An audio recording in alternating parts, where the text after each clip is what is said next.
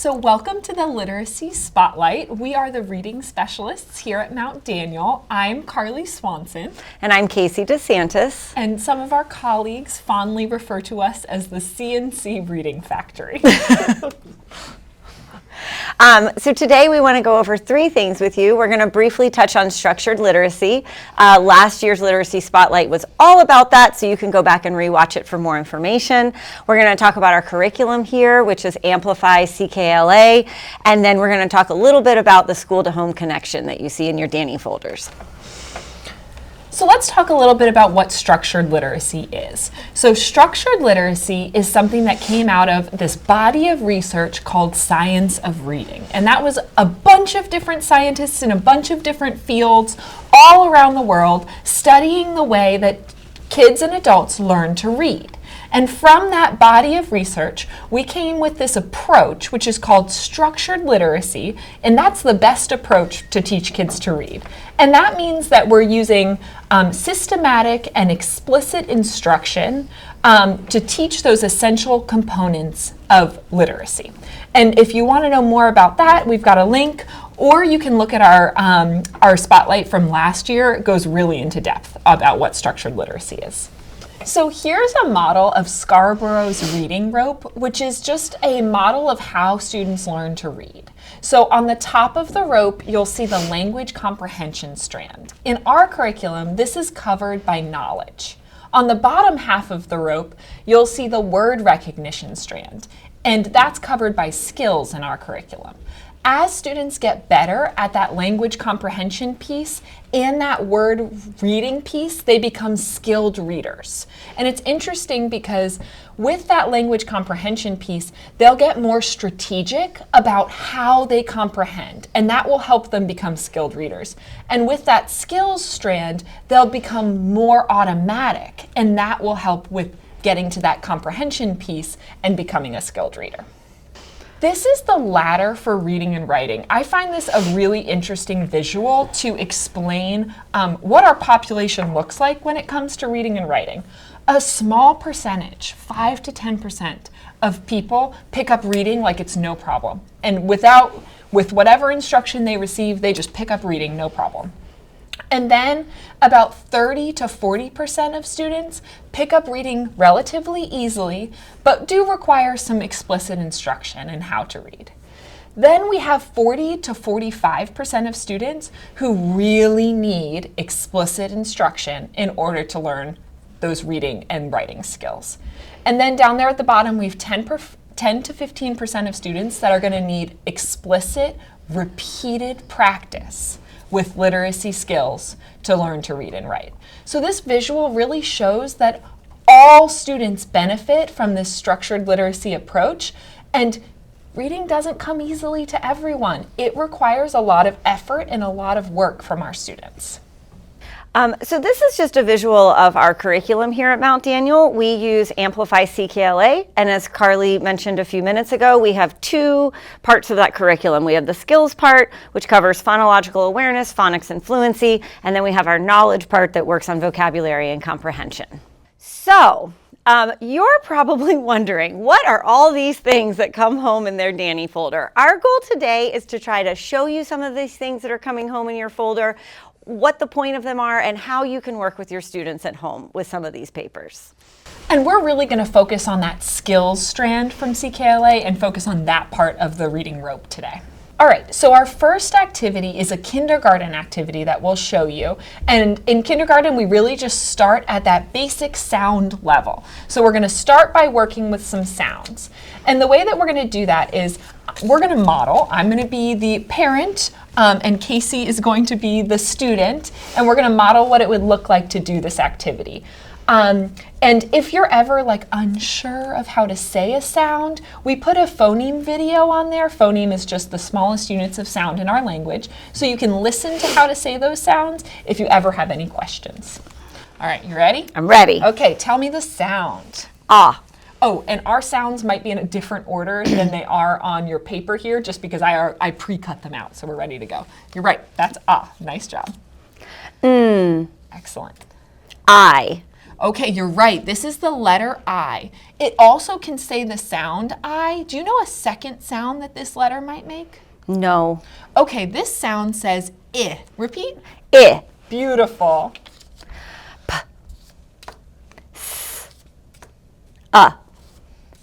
T. I. Oh, good thinking. This is a vowel, but it makes a different sound. It's not I. Can you think of another? Eh? Yes, you're right. This sound is Eh. What's that one? Eh. Beautiful. I. Nice. Eh. Excellent job remembering those last two. Okay, now we're going to build words together. All right, I'm going to use the words that are right here on the top of this worksheet to do this activity. Here is our first word. Can you sound it out for me? Good job. You got these two sounds and this sound at the end. Let's talk about this vowel sound. It doesn't say eh. Can you think of what sound it says? No. Oh, don't worry about it. This vowel says I. Say that with me. I. Nice job. Try it again. I.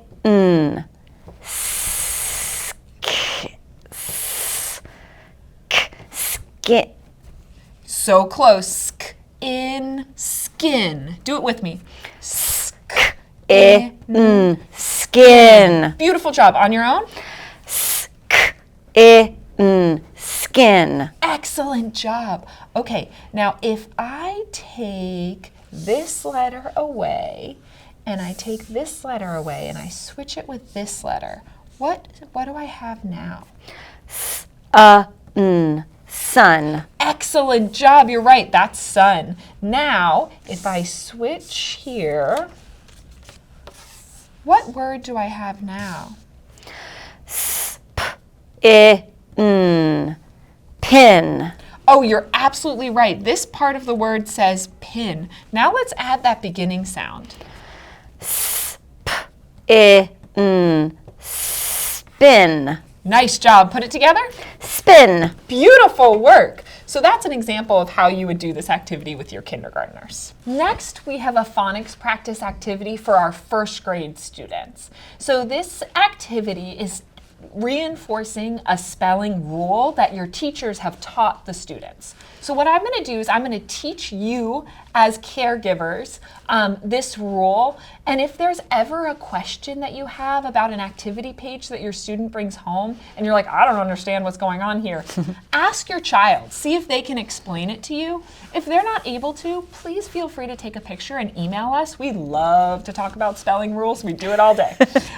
All right, so here we go. This rule is when to double a consonant when adding a vowel suffix.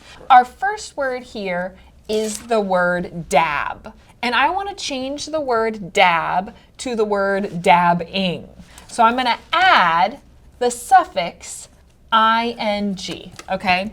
So when I look at this word, I see I have a short vowel and one final consonant. So that tells me to preserve this short vowel sound, I need to double my final consonant. So it would become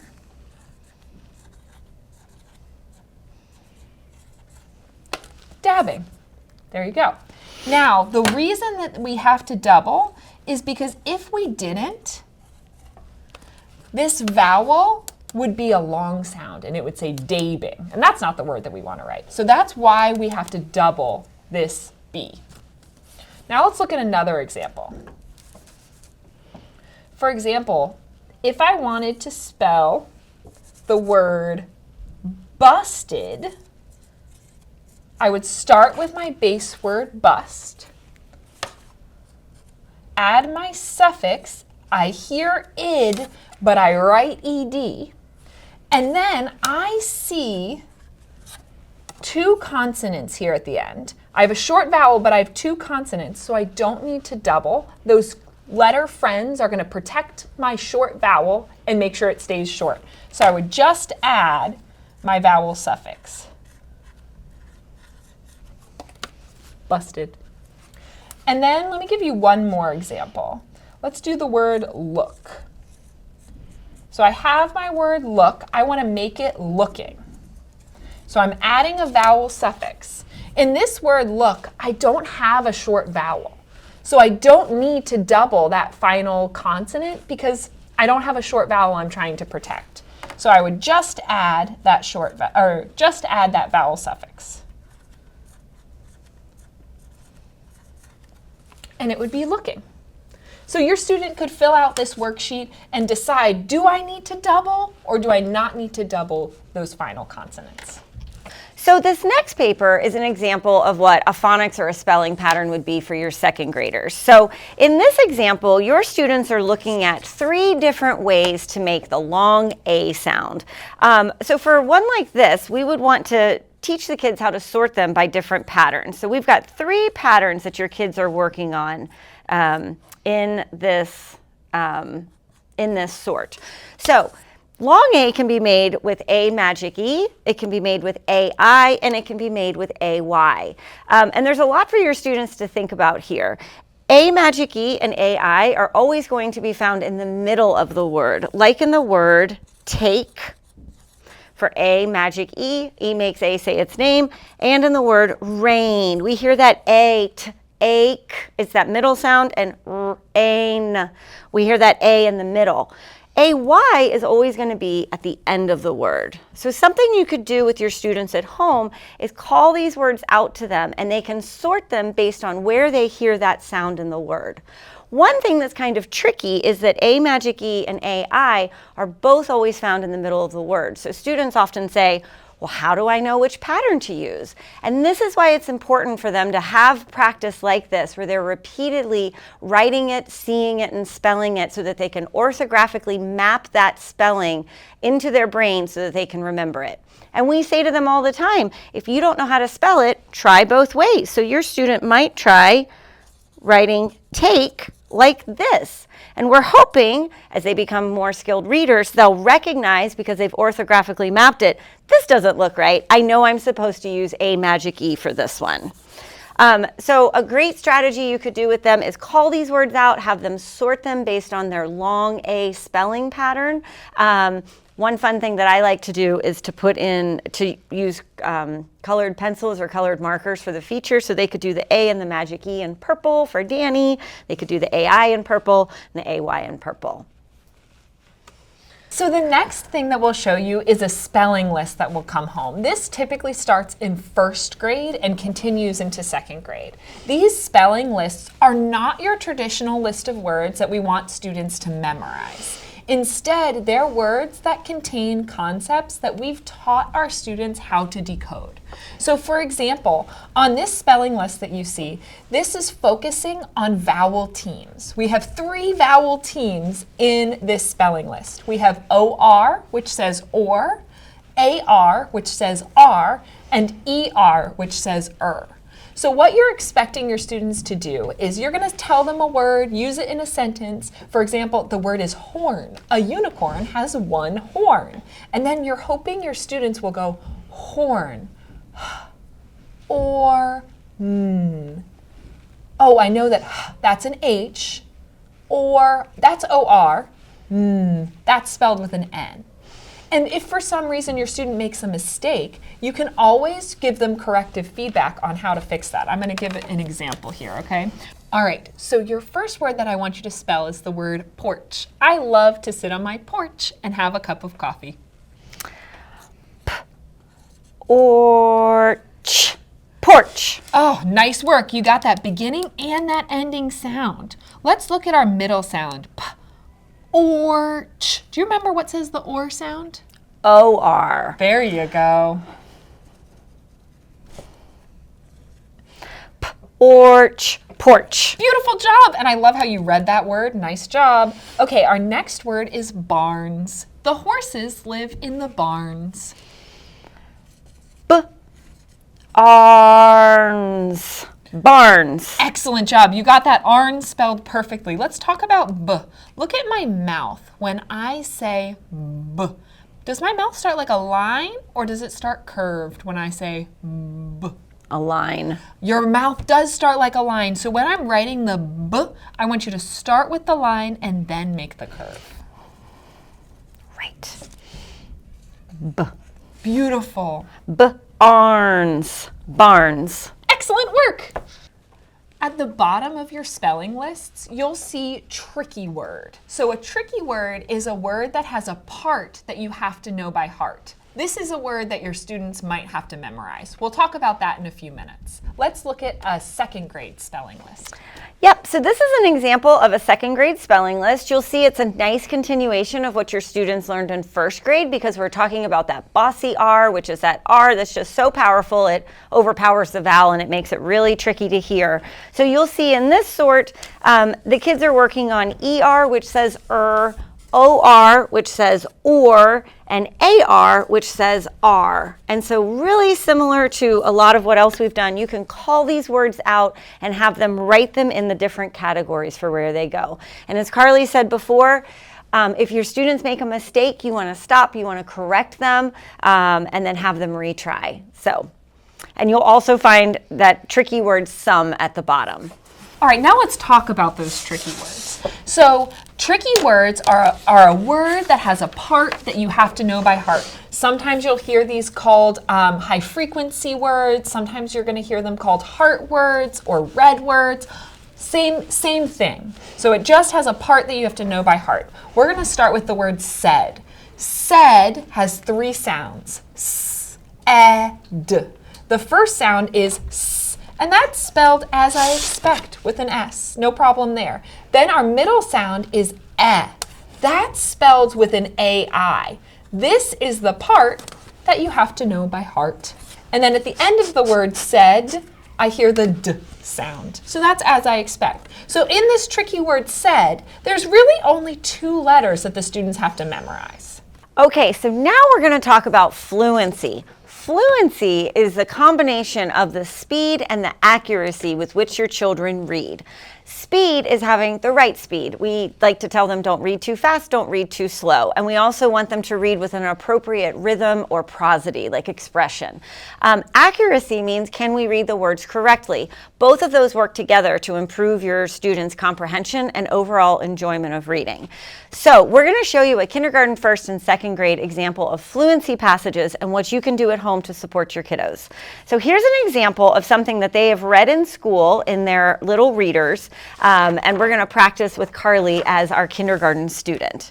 So when you get this, we're going to have your students practice decoding and reading these sentences. And we're going to practice it a couple times until they are able to read it fluently or without slowing down to sound out those words. All right, Carly, can you read that first sentence to me? Of course. K, it, kit, r, a, n, oh, that's a whiny A, ran, and hib. Nice job. On that last word, let's talk about that. That last letter is D, and D says D. See how my mouth is open and curved? D. D. Good. Kit ran and hid. Nice work, Carly. Good job.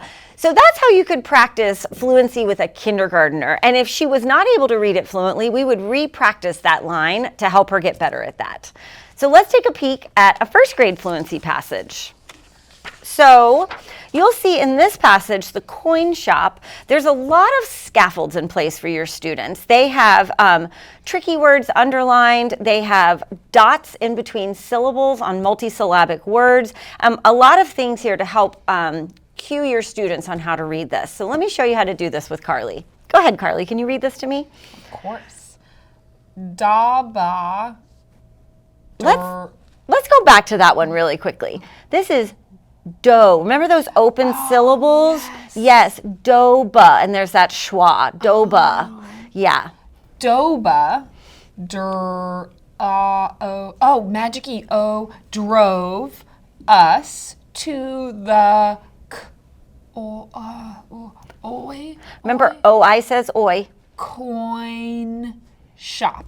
Nice. I want you to notice that when a student makes a mistake on a particular sound, we remind them, OI says oi, or remember, magic E makes the vowel say its name. Could you read that sentence again to me? Listen to me read it, and I want to hear you read it the same way.